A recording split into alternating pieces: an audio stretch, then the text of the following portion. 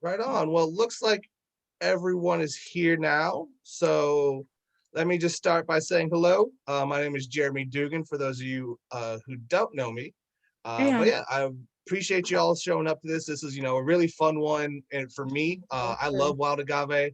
I think it's one of the, I love agave in general, tequila, mezcals, so all of them. For me, there's a lot of range there, and it's just a really unique spirit. And, I'm very excited to have with us today Jed Wolf, who is the owner of Luenta and Luenta Small Batch. And you know, uh, I met Jed at the beginning of April or mid-April, I believe. And it was just really cool because he's a young cat like me who's, doing some really cool things.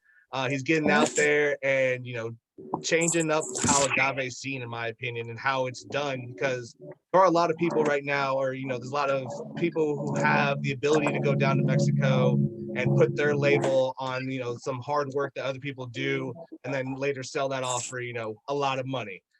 Where Jed is actually, taking part of working with these families, helping them, making sure that the families who are making this product that we're able to taste tonight are getting taken care of in the ways that they need to be.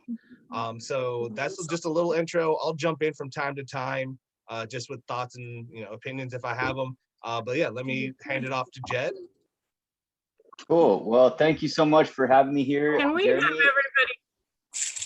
Hey, guys, can we have everybody else mute? Because I had a hard time understanding you with all the background noise and some of the other callers. Can we mute Yeah, everybody except for the thank you speakers so much or for saying something? that. And then unmute if we have a question. For sure, yeah.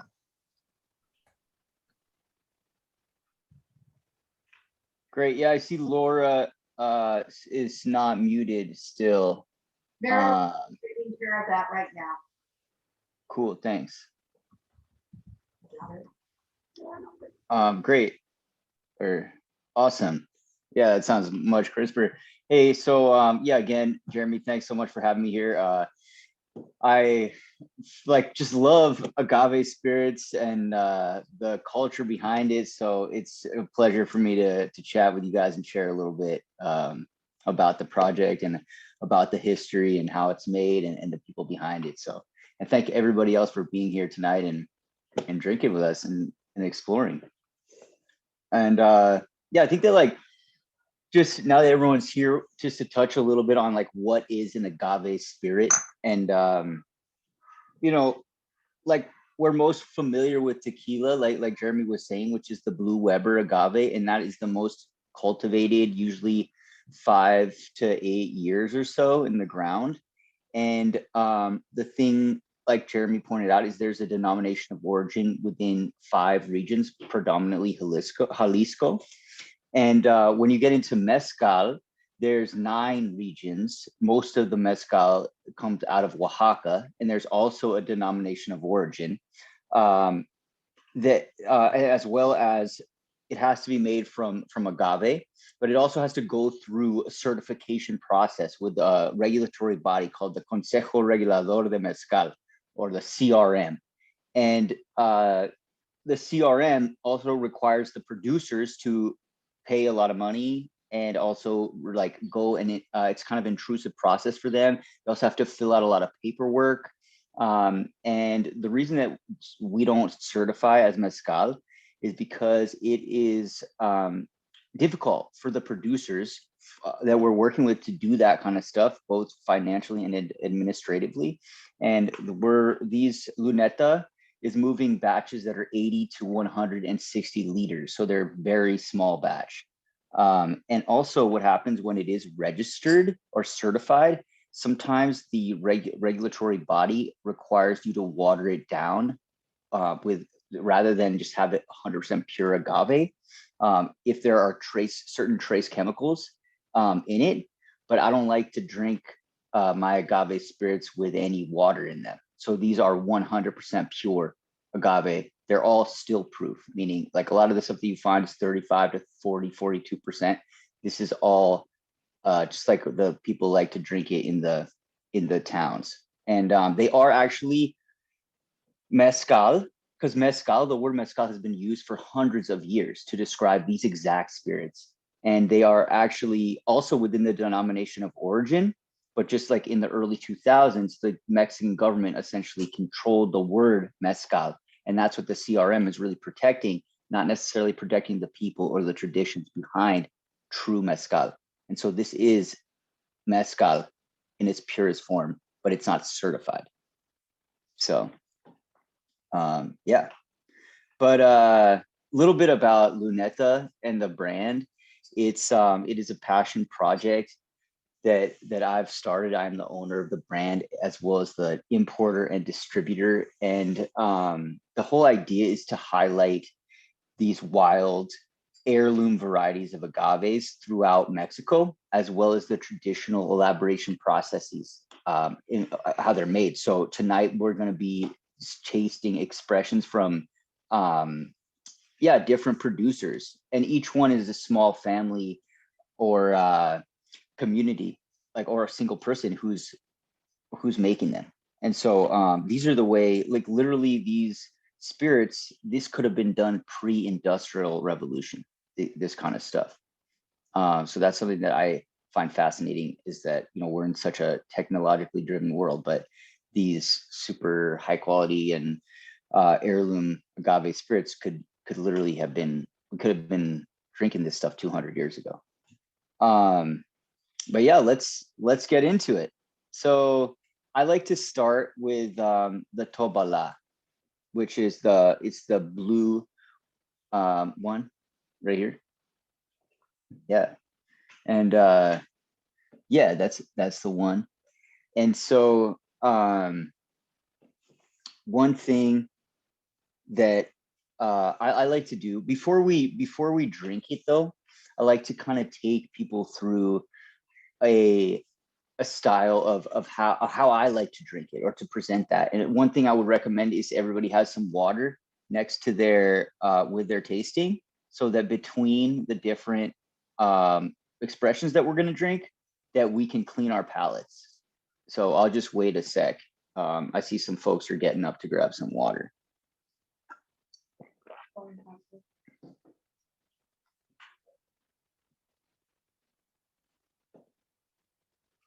Cool. And then Jeremy, I don't know where you went. I'm like, if you want to also talk to, everything is super quiet because everybody is off. So I'm like, you know, talking sure, to the yeah. black box here, but yeah, so when Jed and I sat down the first time to try these, I was very excited because Tobala has been one of my favorite agaves that I've tried throughout my experience with mezcal or wild agave as a whole. So the fact that he was like, "Oh, let's start with this one," I was like, "Okay, let's see how this goes." And I'm very excited. Yeah, and so yeah, the Tobala is oh right. Before we start drinking, I wanted to share how I like to drink. So we got the water there, but I like to pour it, and then I essentially I like to smell it before. And something that the mezcaleros do sometimes to really smell the agave is that take their finger and just took a little drip in their finger and rub it on their hand, and then kind of smell it there, and you get a lingering smell of the agave itself. And each agave has its own totally distinct flavor profile. So that's something you can do, kind of like aromatically dive in. Another thing, when I do drink mezcal, I like to drink it like sipping slowly. And the first sip, after I've been smelling it a little bit, I like to swish it around in my mouth, kind of just a little bit, just like mouthwash kind of. And then after you get it all throughout your entire palate, then you swallow. And then on the second sip, just take a little bit more in your mouth. And then after you can do the swishing around again in your mouth, but then and swallow, and then kind of open your mouth like this, like to breathe in a little bit. And so the first sip of any mezcal is the one that's going to be most abrasive, or any alcohol really, to your palate. The second one, you're going to start to get used to it, And then in the third sip, it's really gonna that's the road that you're gonna travel on throughout. And different flavor notes start to come up again and again, but it is definitely most important out of all that is the slow sipping, not shooting. So yeah, let's do it. So with the Tobala, this particular expression is made in Oaxaca by a woman named Angelica Garcia Vasquez. And it's she uses agaves that are usually like 8 to 12 years old. So before they mature in the they have to mature. And when I say that, that means that you can only, agaves should be harvested when they are going to give their flower. But right before they actually give the flower itself, you cut that stalk, and that flower never is formed. But all the juices that were going to go into the flower go into the heart of the agave itself. And that's where you get the most juicy, sweetest agave. So yeah, this one is like around 8 to 10 years or so to grow, the Tobala. And it's roasted below ground with mesquite and encino wood. And then it's milled with a tahona, which is a large grindstone drawn by a horse. And then Angelica, she will ferment it in cypress wood and distill it in a small copper still. And this batch is about 150 liters. So when you're talking about small batch, like a pretty popular brand, for example, is Fortaleza. They do around 180,000 bottles per year, which are 750 ml. So like maybe 130,000 liters is considered small batch. Angelica, she's producing 150 liters a month. That's tiny batch. Extremely small batch. All of these. Just in terms of giving you the scale of like what's being called small batch today versus Luneta, it's like my pinky nail. If like the fist was small batch, yeah. But anyway, so I'd love to hear like what people are experiencing with that. Anybody have any like flavor notes or what kind of smells, aromas, tastes? How you're experiencing it, if anybody wants to share it. Well, I'll start just a general what I really liked about all of your products, and especially this one, is how lean the smoke is in there. So you don't get a whole lot of that like big like just char or you big like fire pit kind of notes. So it allows you to taste a lot of what the agave actually is. Like you do get a little bit of that hickory, you do get a little bit of that woodsiness, but really I get some really nice like, it's kind of more of like a cracked pepper, like a cracked black pepper, just like freshness in there. And there is a little bit of like a stone fruit. I can't exactly place it right now, but let me take another sip and I'll let you know. Nice. Yeah, Jeremy, I love that you bring that up about the smoke, because, you know, a lot of folks will say, oh yeah, mezcal, it's like tequila's smoky cousin, right? But there are so many flavors and so many different aromas that go into quality mezcal that there is a huge expanse of flavor profiles. And like actually when you have a really smoky mezcal, it means that the piñas or the hearts of the agaves were actually burnt a little too much in the roast. And so when I'm looking for mezcals or, you know, agave spirits like this, uncertified mezcal, I look for two things. And the primary thing is I look for the flavor of the agave itself. And so, yeah, different agaves have different flavors. Like for me, the Tobala, it's got definitely some like floral, herbal, like almost chocolatey notes. And it's very rounded, like very, very smooth, easy to drink. And then the other thing that I will look for is the hand of the maker. And so you have, like I said, the agave, the flavor of that particular agave, as well as the hand of the maker. And the next expression that also I recommend in terms of the quantities that we're drinking here, these are all like I said, very high proof. So I recommend like drinking just a little bit of the bottles of the 50 mLs. I mean, if you want to keep going, but just like at least for the first round, and then you can enjoy it with yourself throughout the evening with the rest of them. But just they pack a punch. We'll say that. Yeah, like this Tobola is 44%. So that's, I mean, you're almost at 90 proof there. So as Jed was saying earlier, most of the agaves that you see on the shelves are, in that 30 to 35 range. So yeah, that's a good note, Jed. Yeah, for sure. Yeah. Cool. Yeah. So the next expression here in the lineup is one that I would like to visit is the Papalome, which is the red. It's got a red label. Yeah. Yes, the Papalome. And with something that I like to highlight here, we were just talking about, the hand of the maker versus the flavor of the agave itself. And so Tobala is scientifically known as Potatorum, the Potatorum agave family. In Oaxaca, it's called Tobala.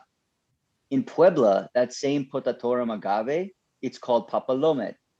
And so it's just a different, essentially colloquial word for the same agave. And so we're trying the same type of agave, but made by a completely different mezcalero. And so we're going to taste the flavor notes that come from the hand of the maker in this. And the mezcalero who produces the Papalome, his name is Abdias de la Luz Rodriguez. And Abdias, he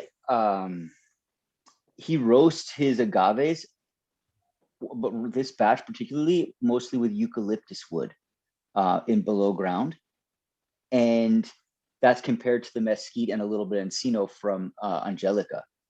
Then in the fermentation, he actually ferments in bull hide, in small bull skins that are, and so he ferments the entire cooked agave hearts in those bull skins, and then he mills it by hand. So the last one was the Tobala was milled by a tahona, a grindstone drawn by a horse. This one is men essentially smashing it with a large wooden hammer, and that's how they're milling it. And then he puts that back into the bull hide. So this is also fermented twice instead of the last one was fermented once. So and in those bull hides, they do the hairs in. So that's a stylistic choice. They can do hairs in or hairs out.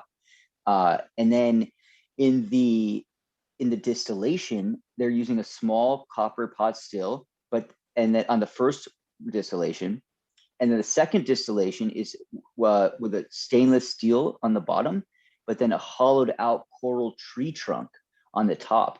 And I would like to ask Jeremy, if you would, to show some photos at this point that I passed over to you, particularly of those bull hides with Abdias there, the mezcalero, as well as the still, the top of the still, so you guys can kind of see and get a little bit more of a sense of how Abdias and his family have been making these spirits for hundreds of years.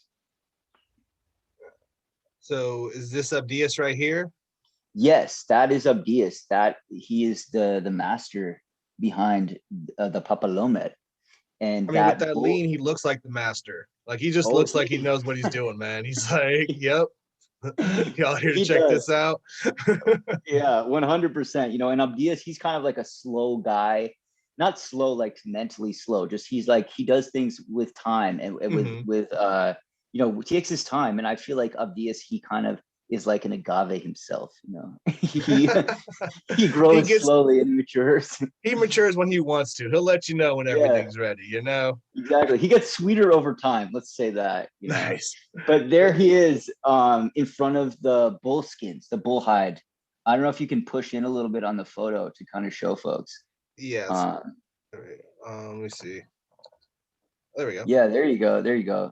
Yeah, and if you could scroll down a little bit, but you see him. Those are those bull hides that they're using for fermentation, and Abdias and his family have been using many of these methods, including the bull hides as well as the hand milling and that coral tree trunk still, hollowed out coral tree trunk. Like if you, Jeremy, could bring that photo up Yeah, let me as get well, that that'd one be in great. here. Yeah, we'll Yeah. just take a sip of water here. Oh, that's a video. Sorry, wrong one. Yeah. Oh, it's all good. Yeah, so right there, you're seeing, if we could pull in a little bit, yeah, it's good. You're seeing that hollowed out coral tree trunk, and that's the neck of the still, essentially, that that they're using. Yeah. And so this batch is about 110 liters of this papalomet produced. And it was all done with ancestral elements to it. So yeah, anybody want to pipe in on the differences they're experiencing in the flavor and aroma profiles between the Tobala of Angelica and the Papalomet from Abdias? And like, what notes are you getting like from the hand of the maker there? I mean, there's definitely a mouthfeel difference. I'd imagine that's partly because of the cowhide that they use. But there's definitely more of that kind of not astringent, but it definitely has more of kind of a jerky of feel to it. Like, I mean, it's a little drier. It's not as rounded as the Tobala was. But it definitely has a little bit more of that kind of like saltiness to it as well. Yeah. Grassy. It tastes kind of grassy. Which one? Eucalyptus. Okay, getting more of the eucalyptus out there, Rody. Yeah. Well, it hits you when you're smelling it the first time. Mm-hmm. Yeah. A question about the cowhide, the bullhide. How's that treated? Is it just natural? It's just natural. They're drying it out, and they clean it, they dry it, and then they use it just like that. It's not treated with any chemicals or anything. Any idea where that came about? What the history of it is?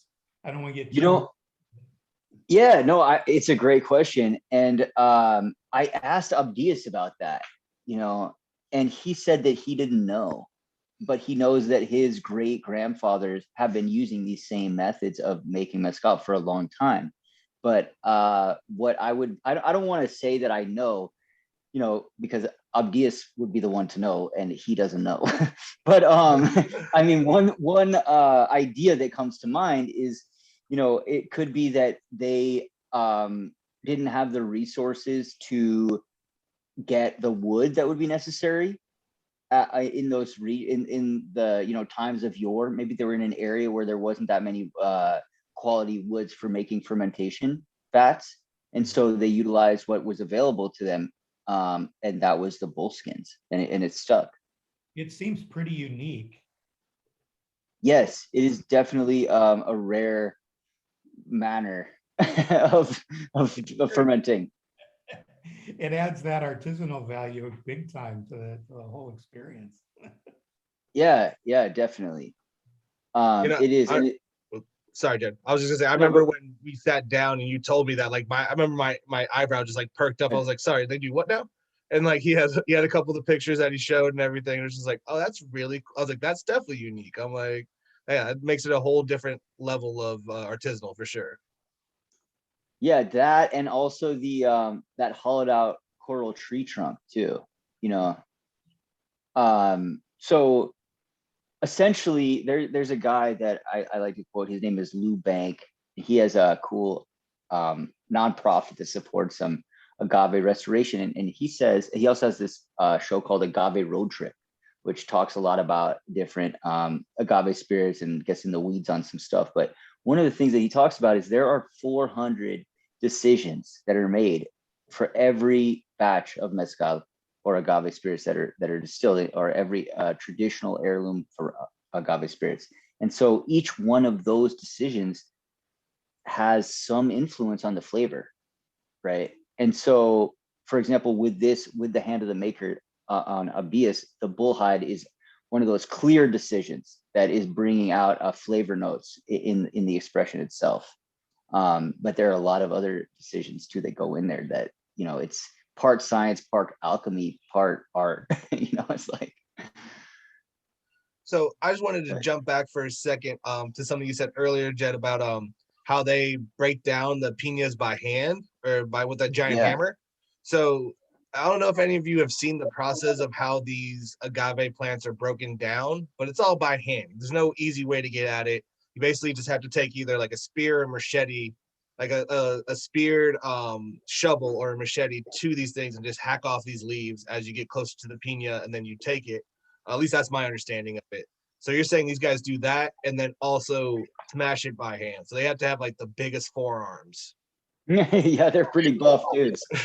But yeah, so well, let's go back to something you said. So the first step, right, after you grow it is to cut, to shave, like after it's been left, capon is what it's called, like what I talked about before, where the flower is going to grow and they cut the stalk. You leave that for like 3 months or so, and then after that, I also noticed, y'all, some of the feedback is coming back because I think Laura and Denise don't have the mute on, and I'm getting some feedback. If you would mute it, that'd be awesome. Oh, I had a comment. That's why I unmuted it. Oh, I love to hear it. Well, on the second tequila, I would say it grows on you. The smell is different than the first one. On the first one, it's almost like it's perfume or something. It's so pleasant. But the second one, the first smell is not. But by the time you have that third sip, you do want a fourth sip. It starts it starts to get better and better. So I can't wait till later. That's it. Thank you, Denise. Yeah, thank you. You're welcome. Yeah, thanks. And I would love to also highlight something there, which is, the Tobala, it is more, it's got funkier flavors, right? And another thing is that flavor is so subjective too. And so, some people like really floral or fruity mezcals, where other people kind of like savory ones, or some kind of spicy ones and stuff. So as you dive into these agave spirits, there's just such a variety of flavor profiles that just, for me, blows my mind. And then you start to dive into the mezcaleros, their stories, the traditions behind it, how the agaves look and how they're made. And it's just like, I dedicated my whole life to this now. But yeah, there's definitely a lot going on there. And thank you for that comment, Denise. And that was another reason why we at the Wine Country decided to do this event with these agave spirits, because we had the chance with this tasting kit. Because you get to try 5 very distinct ones. So, if one's not for you and the next one could be, or, you might be in love with all of them. But yeah, that was a really cool thing about this, was it gave you a chance to try 5 different agave spirits that you usually wouldn't be able to try this, and this easily.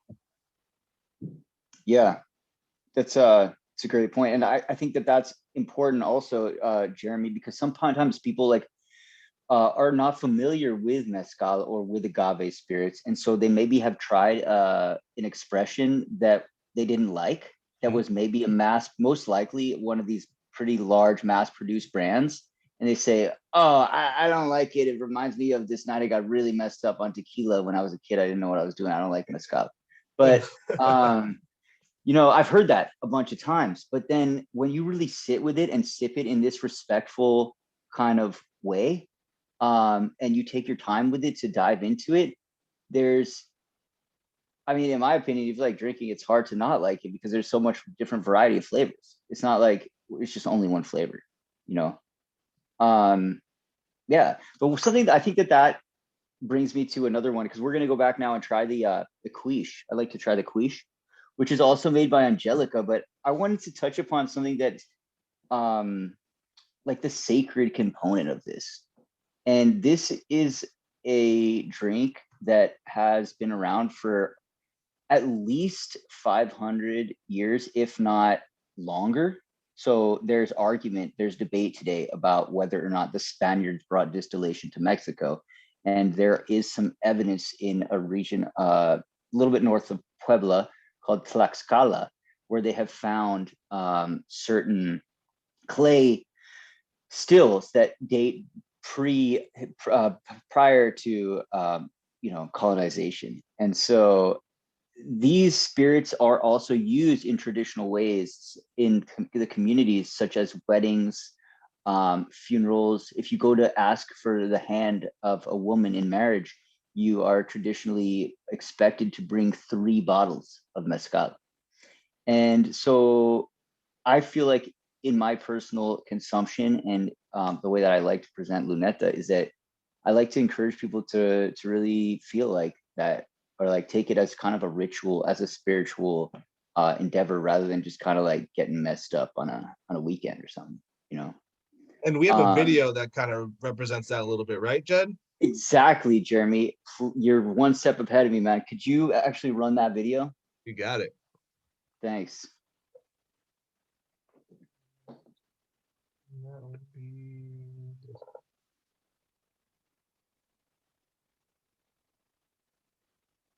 Yeah, if you could pull in a little bit, that'd be awesome. I think that's as close as I can get. Sorry. Oh, yeah. Okay. Yeah, and so that is Berta and Angelica. And we have drank, Angelica is the one in the more purple orange dress. And they're kind of making a blessing on the roast of the agave. And we can maybe play the other video too of that roast. There's another little video. Yeah. And so we haven't tried Berta's expressions yet, but we are going to try her Mexicano soon, but she is, her and Angelica, well, Angelica is her daughter-in-law. And so they both make their agave spirits on the same distillery in Chichicapan, Oaxaca. And maybe there's also one photo there too, Jeremy, that you could pull up that shows the kind of a wide angle view of the roast itself. Yeah, there you go. So you guys can kind of see the scale of this. And if we could pull in a little bit more there. But yeah, so that's the roast right there. And they're gonna cook that for like around 5 days underground to before they mill it. And the longer ones in there are our quiche, which is what we're going to be drinking right now.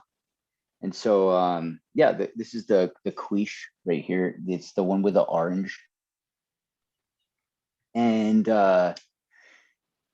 so something that we talked about in terms of flavor is the hand of the maker versus the type of the agave.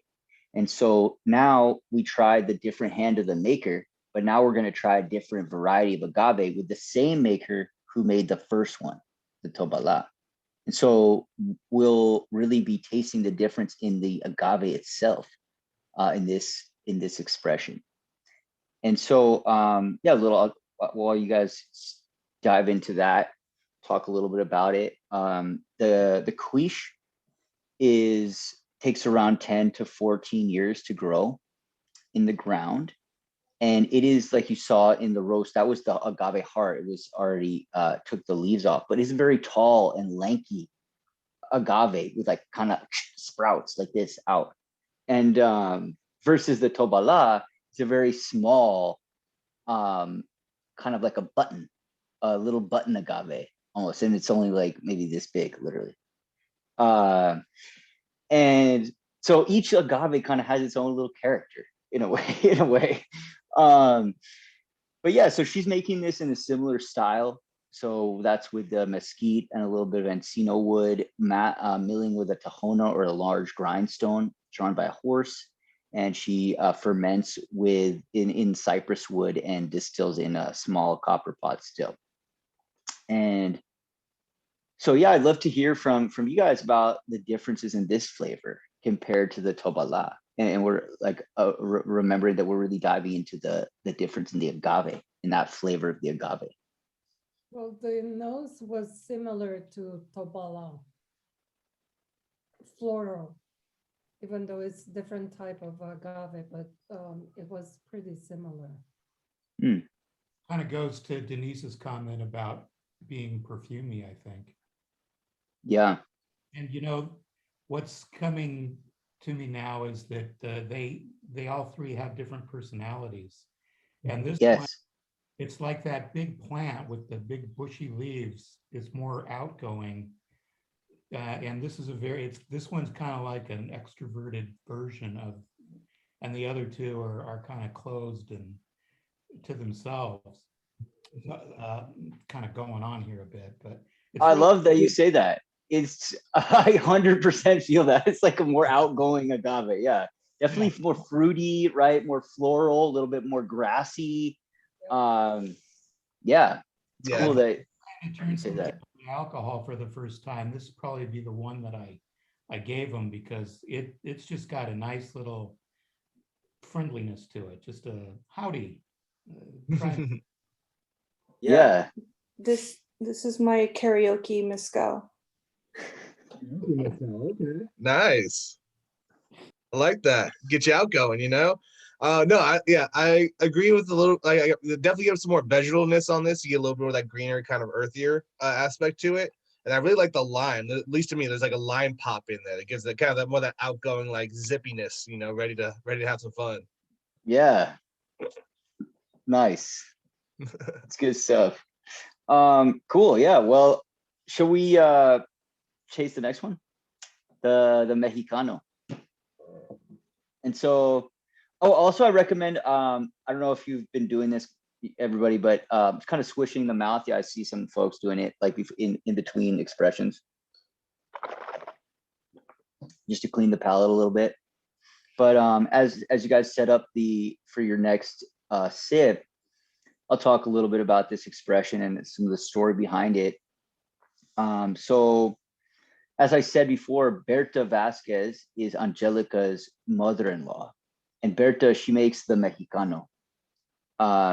So Berta, she learned to make mezcal from her grandfather when she was a little girl, and her husband was a mezcalero, but he died, and so she took over as the lead distiller.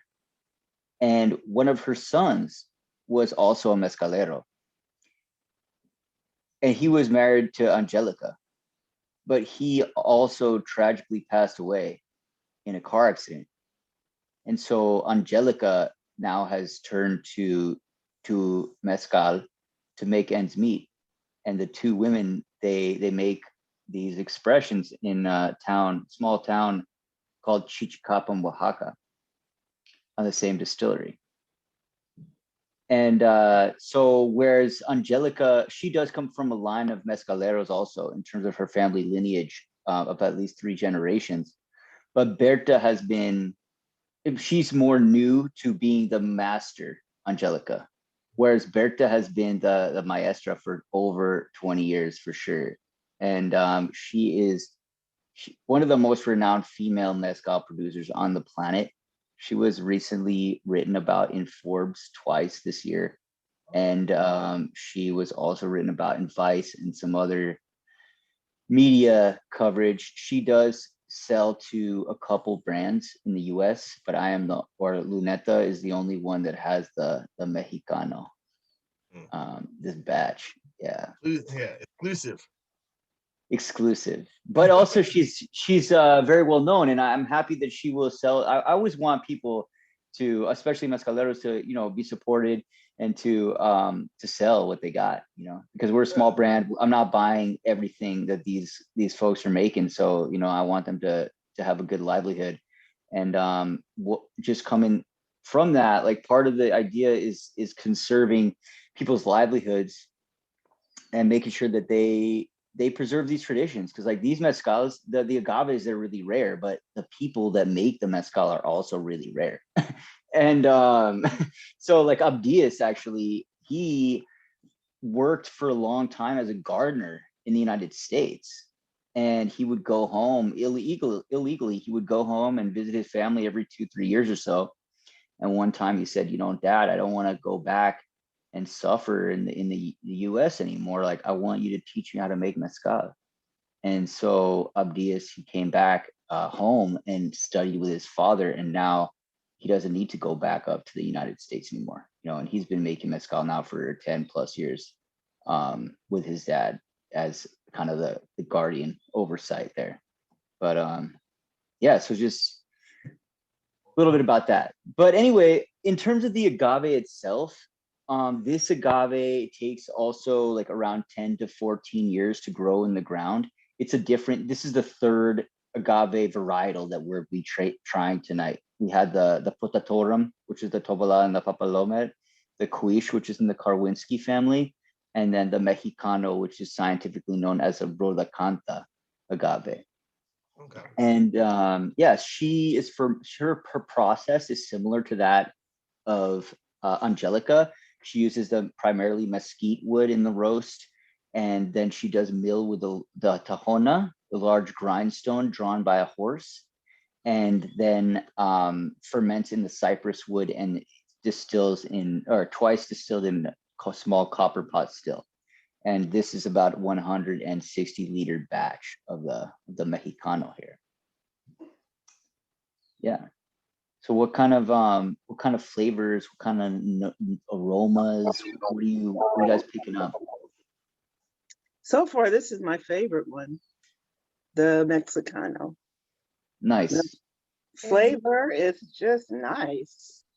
It smells good, tastes good. I like it. Yes. So far, one more to go. It's Yeah. Yes, when you smell it. Could you say that first part again? It's Denise is we're with Denise on this, both of us. It's like a little kiss when you a little kiss on your nose. It's really so sweet. Yeah, I love that. And one of the things that they say in terms of mezcal culture is like, hay que darle besos, which is you have to kiss it, you know, where so you just kiss it a little bit rather than taking a big gulp, you know, and that's how it's meant to be consumed, is slowly a besos, or with kisses, essentially. So I love that you bring that up. Expression of it there. Yeah. There's a sort of flavor quality that is elusive to me. I can't put my finger on it. It's completely different than the other two, though. Anybody have any ideas what that is in there? That beautiful It's a taste. different type of agave. I mistook it for citrusy. It's really bright, but that doesn't quite track. Yeah, I definitely get a little bit of stone fruitiness on it, like some peachy or like nectarine kind of thing, like something with a little bit more acidity in a stone fruit. But no, I understand that citrus thing too, Michael, because there's a little bit of that like orange zesty kind of like vibrancy to it. I get a bit of like a blueberry. And hey, Jed, can you mute? Sorry, Jed and I are in the same room. Okay. I typically get like blueberry a little bit. It kind of takes me on a ride. The flavors, they evolve over time, but I also get nutmeg. Yeah, maybe cherry too, maybe a little black cherry. I picked up a tangerine. Tangerine, okay, yeah. Nice. Yeah, I love all these descriptions. I mean, again, it's all subjective. For me, I'm definitely getting like plantains on the finish. Like kind of a little bit of banana. notes. I can see that, yeah. Yeah, banana. And like some fruity kind of like maybe like a blackberry or something like that. But definitely a sweeter mezcal or agave spirit. So we're in. Hola. Hi. Hola. Are we on screen? Let's see. No, just with video or just Oh, sound, excuse me. Just with sound. Oh, okay.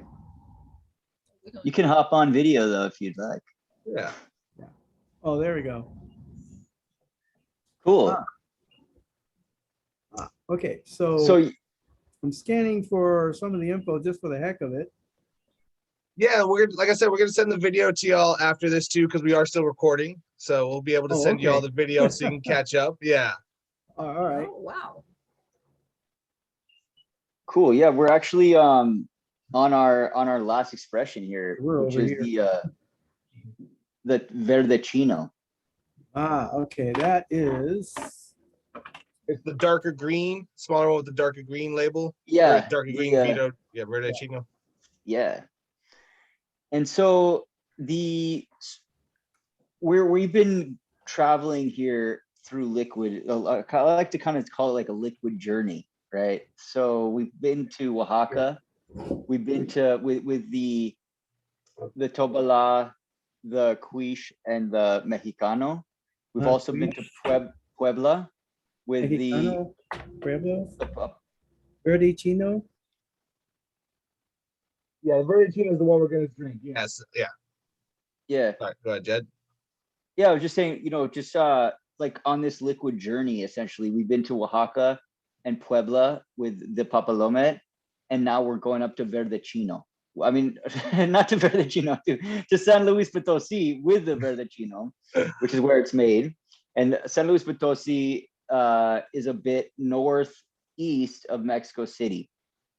And, each region has different different agaves that are local to it, as well as different elaboration processes, different styles. And so the Navarro brothers, Daniel and Jesus Navarro, that make the Verde Chino, their family has been crafting this kind of spirit for 100 to 150 years, maybe longer, because there's not record in their family after that.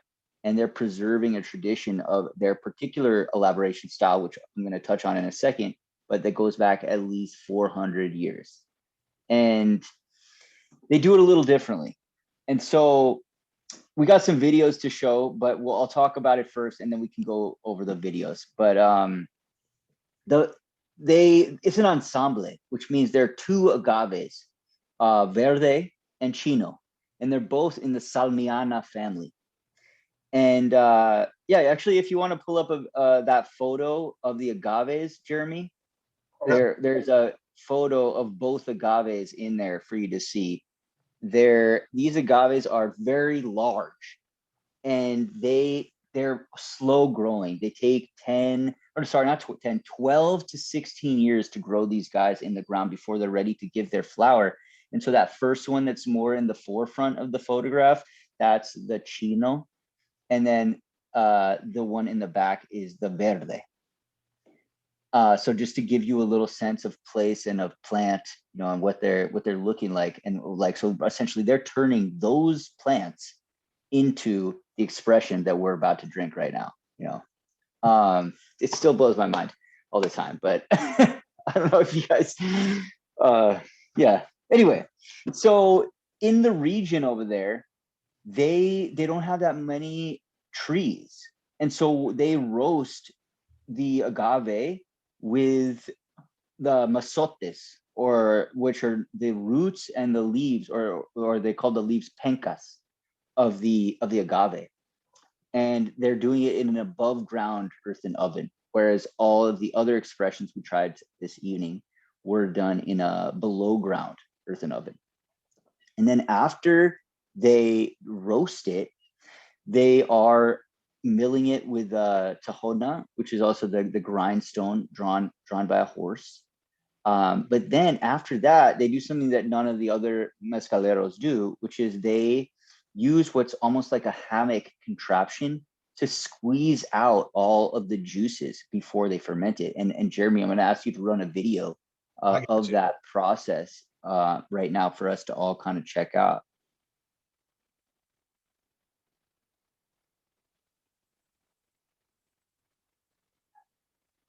Yeah, so you can see they're squeezing the juices out. And like they take those fibers and they remove the fibers and only ferment the juices. And so they do the fermentation below ground in a stone and cement vat. And as a starter, to activate the wild yeast. So similar to natural wines, for example, these heirloom agave spirits are all fermented with naturally occurring yeast, which also adds to the flavor profile too of each one. And so, sorry, do you want to say something about that, Jeremy? Yeah. I was just gonna say, so the first time I watched that video earlier today when you sent it to me, like it just blew my mind. I was like laughing at like how crazy of a process that was. And then it made me laugh at myself because the individual who is like in the tub basically, like looks like she is just doing the most mundane thing. And to me, I'm like, this is amazing. And she's just like, yeah, whatever. This is a Tuesday, guy. Like it just made me laugh at myself because I was blown away by that.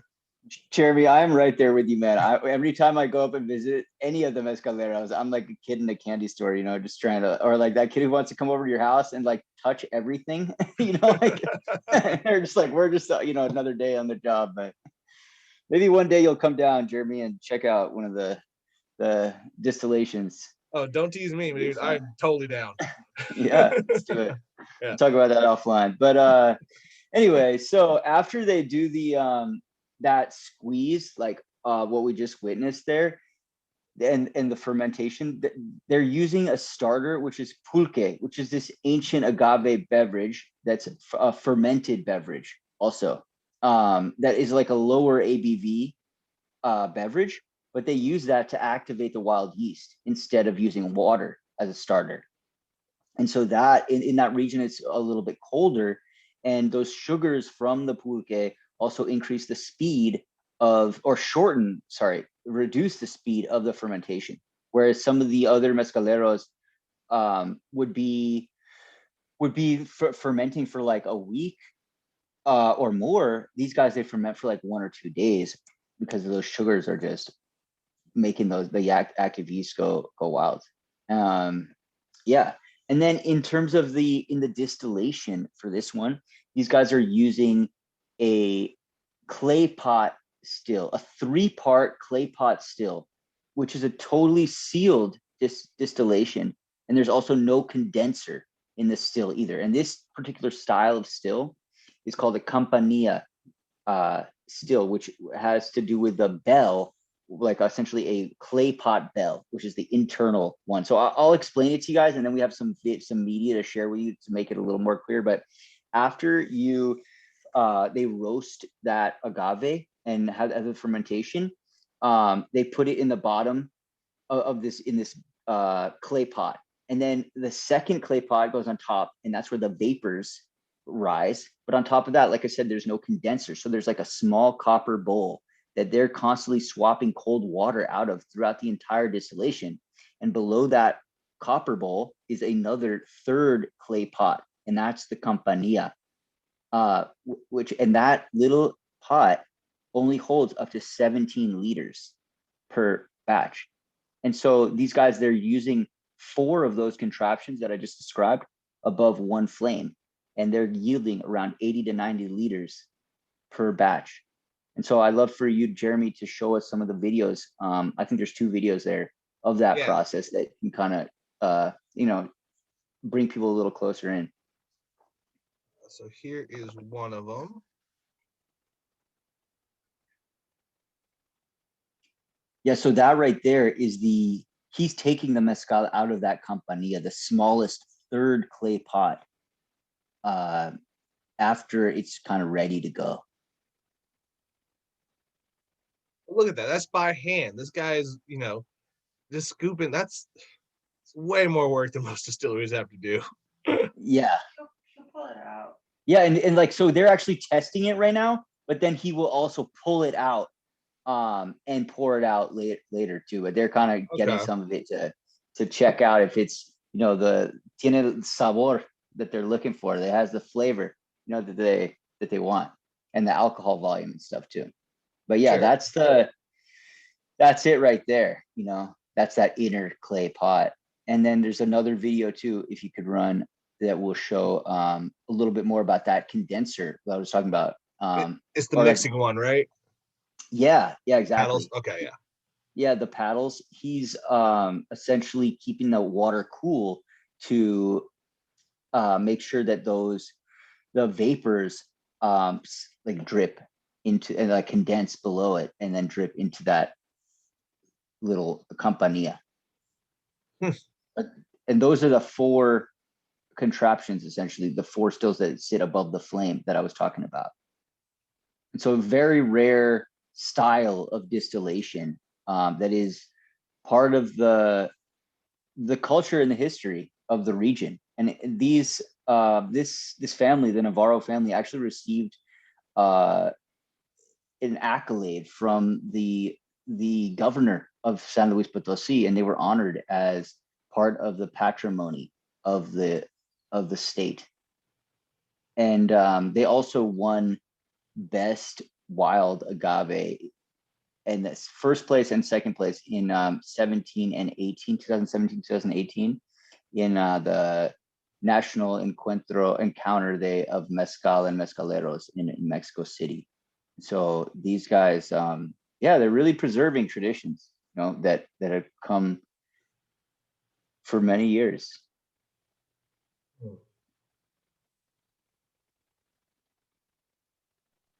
Well, See I this? want the best from all of them. Nice. And why is that? It's spicy. Yeah. Yeah, I definitely get more of the perfumey kind of idea on this one too. It has a more of that floralness in the nose and then on the palate too. But I definitely get that spice aspect that you're talking about too, Rody. Yeah. So for me, this one was the winner, and then second was Mexicano. Yeah. Nice. Yeah, I love what you say about the spicy. I definitely get those notes of chilies, like cooked chili, kind of a little caramel. Just a very complex spirit. And something that's rare flavors in terms of the spirits that I've tasted. I haven't tasted many things this is just 100% pure agave, and so there's no additives, there's no chili in it. It's just the flavor of the agave. Right. Those agave plants seem to like to be alone, or they like their space when they're out there wild like that. So Yeah. Too many per acre off of the land they own. Well, I like that you bring that up. And so all of these agaves, they are wild or semi-cultivated, but the Verde and the Chino, they are 100% wild. So they are not planted. They're just like on the hills, and they go out there with burros or with donkeys to go after they cut it, because you can't go on the road because they're just like literally up little paths, in the mountainsides. And that's where they find them. And after, when they're ready to go, they cut them down and they harvest them and bring them on these donkeys back to the distillery. So some of them have to stay in flower to propagate the next generation of agave plants for them to harvest, right? That is 100% correct. And I wanted to say something. One thing is that for Luneta, we donate $1 to agave conservation for every bottle or tasting kit sold. And so we'll work with one of these families at the end of the year to help them have a greenhouse or buy more agave pups or whatever they need in terms of conserving their agaves. So that's something that we are dedicated to as a brand. But also what I wanted to talk to you about, which was you were saying you have to let it flower, right? Which is very important to conserving agaves, but also to conserving the genetic biodiversity of the agave itself. Because a lot of times, especially when you're drinking something like a mass-produced tequila or even a mass-produced espadín, is that they are using the pups or essentially clippings or clones of the agave, and that limits the genetic biodiversity. It's the same as the mother or the father plant that they clipped it off of. Whereas if you go and you grow it from seed, you have more diversity. And that's really important, especially for the long-term health and sustainability of agaves, because what we've seen, for example, in Jalisco, not too long ago, is there's been blight, or there'll be some kind of plague that comes in and wipes out literally millions of agaves because they all contain very similar, or if not the same, genetic makeup. And so just so glad that you said that about having to let them grow, because we can't take, without, it's like sin maguey no hay mezcal, or without agave, there's no mezcal or agave spirits. Yeah, I mean, it's the same news with cocoa and bananas, and anytime somebody goes into monoculture, it kind of homogenizes everything too, and turns every banana in the world into a Chiquita banana instead of letting them be themselves. So these guys 100%. themselves, right? They're wild. Yeah, that's one Yeah, of the reasons they have so much personality. exactly. And we want to help the mezcaleros help themselves, essentially, to preserve the different heirloom varietals that grow in the regions around their homes and have grown for many, many generations, and hopefully for many more to come. That, sir, is a noble enterprise. Without a doubt. Thank you. Yeah. And that, yeah, I mean, as you guys have, as you all have seen, through this, our time talking to Jed, like this, he is a very passionate individual. He cares about every one of these people that he works with. He cares about agave. He cares about all of the process that is what makes Luneta. Luneta. Sorry. Yeah. I was checking myself with the pronunciation and I messed it up completely. Yeah. Yeah, it's all good. But that was the biggest thing that made me really appreciate these, besides them being beautiful examples of agave spirits, was your passion behind it, Jed. Because like I said, there's plenty of people who can go down to Mexico, and do something where they change the label, they make their own faces on the thing, and then they don't really care about who's the process or who's doing it for them. Where you can see that you wear that passion on your sleeve. And that's, as a small business, we always appreciate that with another small business too. Yeah, well, thank you for seeing that, Jeremy. I really appreciate that. Yeah, for sure. Yeah. Well, that is all the tasting that we have to do. But it was great to see you all here tonight. I appreciate everybody coming. Thank you for the support. As I said, we will be recording this one, and there will actually be a recording this time. So I will make sure that holds up, and we'll send that out to y'all later today as well, or tonight, excuse me. But yeah, for my last note, I'll let Jed finish out. But again, thank you all for coming. I appreciate you supporting this, especially supporting these small agave producers who, keeping history alive in their regions and doing stuff their family members have been doing for generations.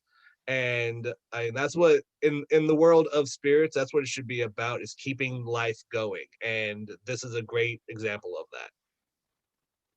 Yeah, thank you. And I just want to say thank you to you, Jeremy, and to the Wine Country for supporting this kind of stuff, because it's you gotta believe in it and value it and take the time with it. It's not something that's so commercial, or there's some depth to it. So thank you for that. And I also want to open it up to anybody who's here with us tonight to ask any questions right now.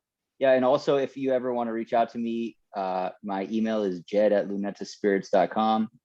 I'm happy to talk about agaves all day. I'm here right now, and please share any questions, any comments. I'm an open book. Yeah, this was a fantastic show. This was a lot of fun. I feel like I learned a lot, and you're sending some good stuff our way, Jed. Thank you very awesome. Much. Be really thank you. I appreciate the indigenous style of learning of this great adventure with something that you can't find out about just by reading a label. I was wondering if you had tours or folks can come down and visit that part of Mexico, and or how to praise forward, because this is fantastic. Yeah, right now we don't have tours. Okay. But it is something that I am considering. And if we get enough people to want to do it, we can go and set something up like that. And so if you guys want to join the mailing list, it's at lunetaspirits.com. And just subscribe, and we'll definitely keep you posted if we are going to do anything like that. Okay, it's a unique adventure just by sitting here and trying it, but I'm sure there's Yeah, and then in terms of the location itself, so we are working with, like I said, different regions, right? And always with one family, like I'm never gonna take, maybe I don't have enough Papalomet from Abdias. I'm never gonna go find another guy and put Mhm, his mezcal and mix it with Abdias. Never. Right, yeah, It'll just right. be You don't only a wanna couple try- You bottles. don't want to do that, right? No, I don't.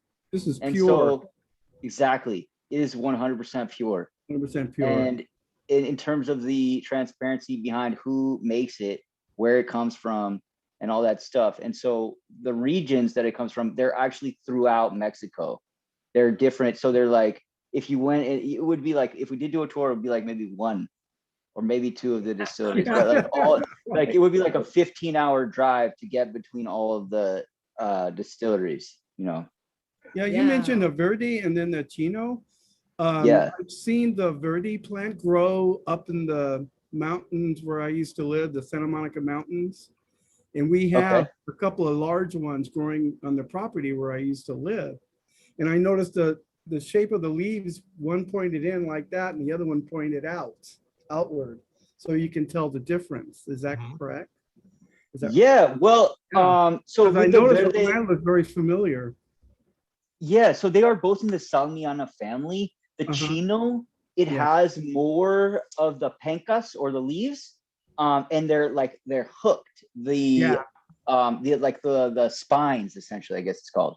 Right, because They do have a the more spines. curly hook. Mhm. Yeah, and so Mhm. that is the visual difference between the Verde and the Chino. And also the Verde is very, Yeah. very green.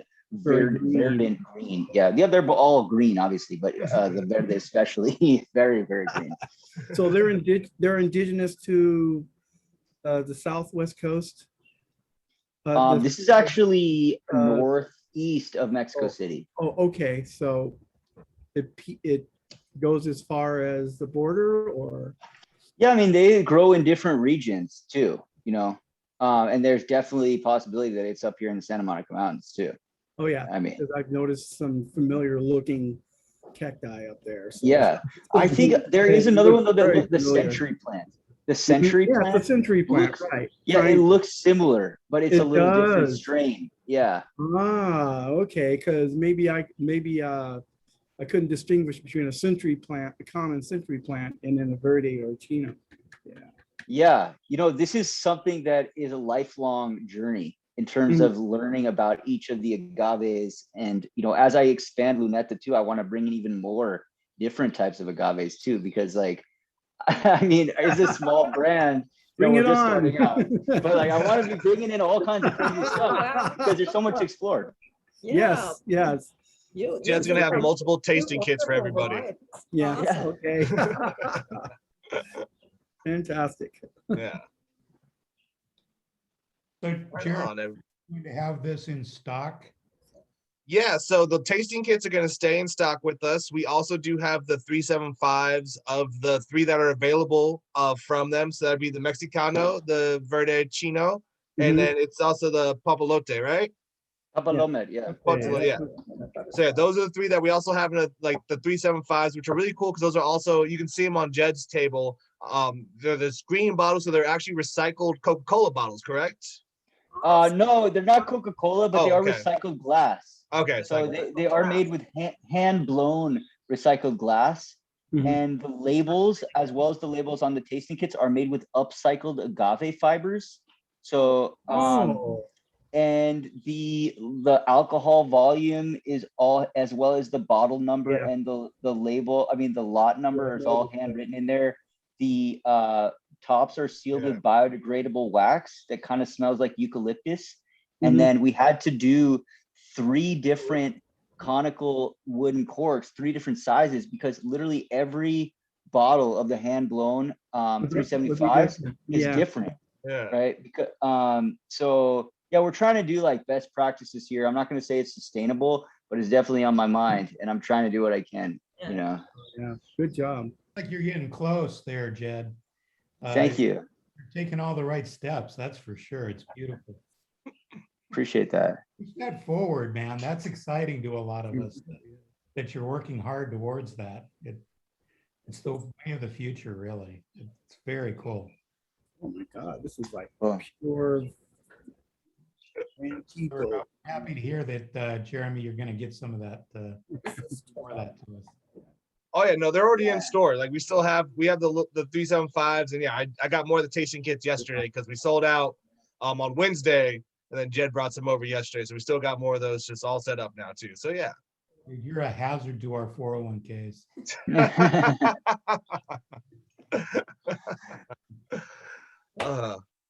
Nice. Yeah, this was awesome. Jed, thank you so much for your time, man. I really appreciate it. Super excited that we got to do this. And again, thank you all y'all who, wanted to learn a little bit more about wild agave. We wanted to, see what Jed was doing. And, I hope you all enjoyed as much as I have. So thank you again. Yeah, thank you all. And please, if you liked it, please tell a friend. Send him over to Jeremy. Yeah. Yeah. Exactly. Yeah. We got more tasting kits. Yeah, and that's really how the small businesses like this grow, is like by word of mouth. So really appreciate everybody being here, taking your time with us tonight, and telling your community about it too. So thank you. And I will say, we'll have this, I'll be posting this on the Wine Country's page as well. So yeah, if y'all have friends who want to, try as well, but couldn't be here tonight, they can watch the recording as they enjoy themselves too. So yeah. That's great. All right. Cool. All right. Thank you guys. Everybody have a good Friday night. Have a great weekend. Yeah. Thank you. Thank you. Gracias. Gracias. Thank you. Woo.